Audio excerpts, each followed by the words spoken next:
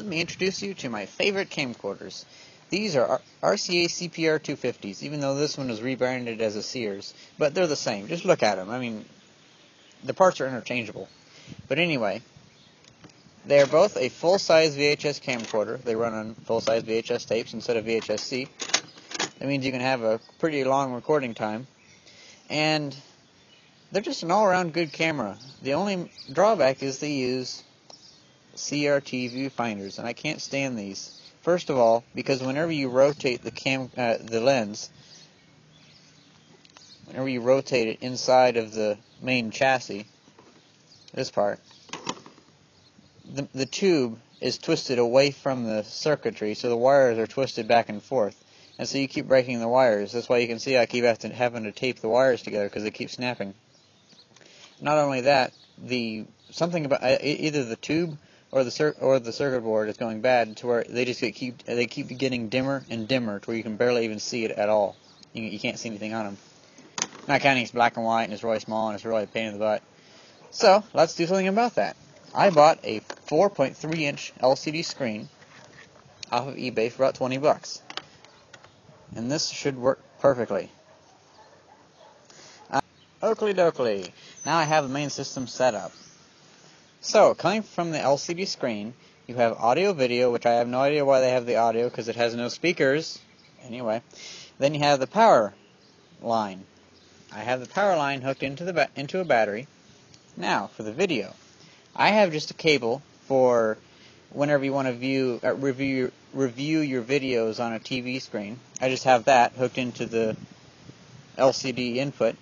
So I really haven't had to build anything yet for it.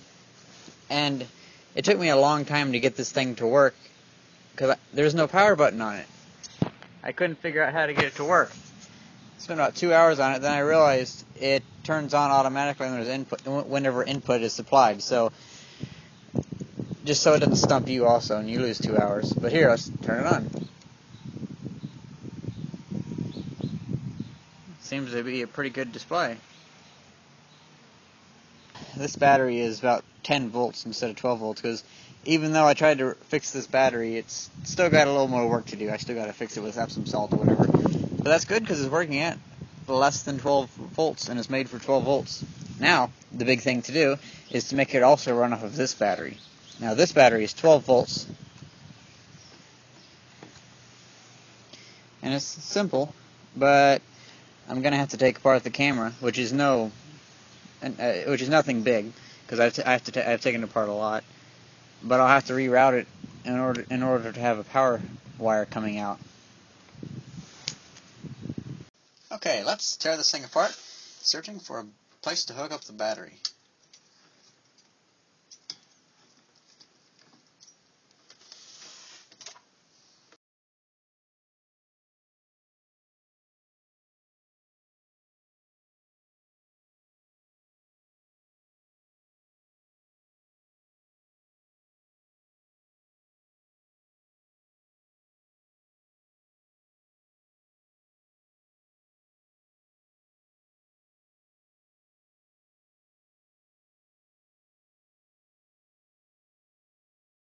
Here it is.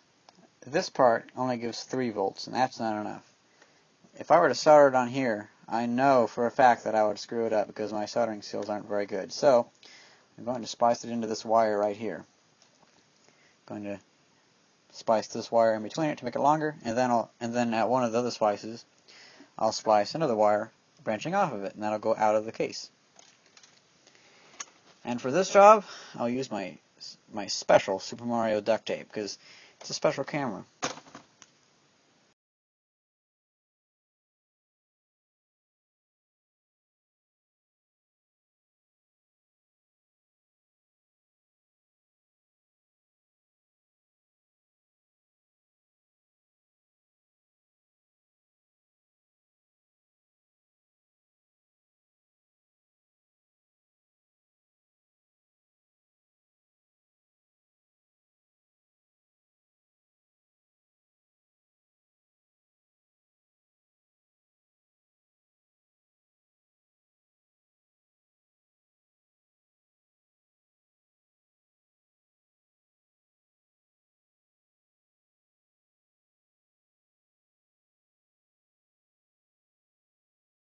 So that's what I have so far. Now I have this wire coming out of it. I know it's kind of a not a top job, but I did it in the method that I knew I could do because I didn't want to screw this up. Now we got to figure out where it'll come out of the case, because we can't have it come out of the back, otherwise the battery would get in the way. So just have it come out the bottom, I guess.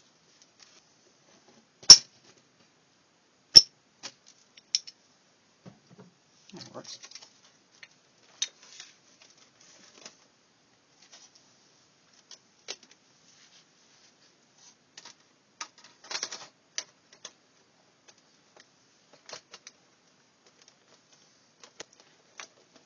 That works quite well. I might hook a quick connect to that later on. Oh, wait. This already has a quick connect on it. Aha.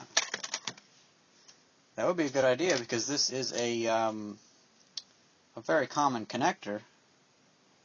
So that means that I could use this as a battery pack. And so someday when I upgrade this battery pack with lithium, then I could use this also as a battery pack to export the power out of it. So I'll just connect this directly to it.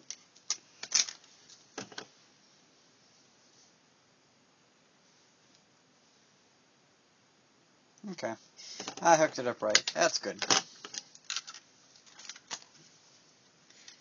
I have a tendency to hook things up wrong a lot of the time.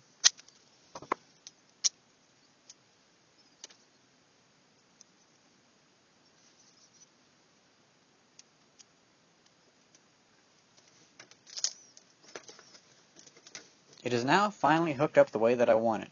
It is hooked directly to the battery, and it will be turned on and off by the audio and video input, even though I don't know why there's audio.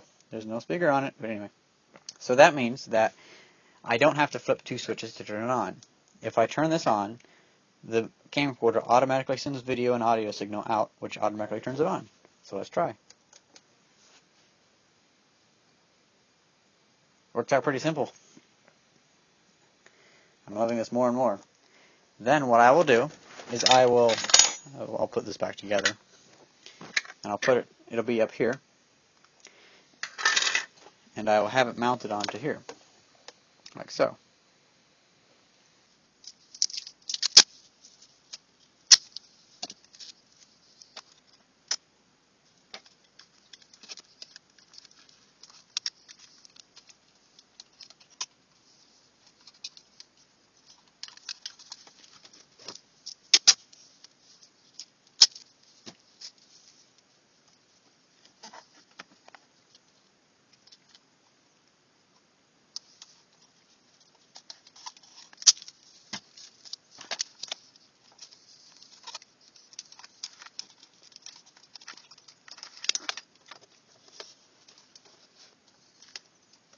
So there we have it, all put together.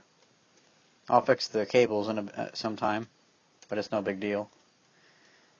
There's a nice little viewfinder on it.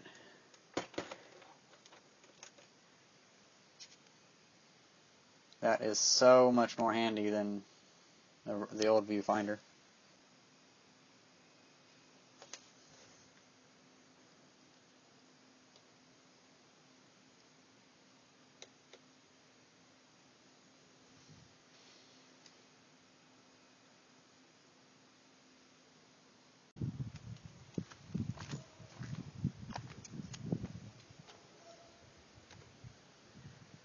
I really like this.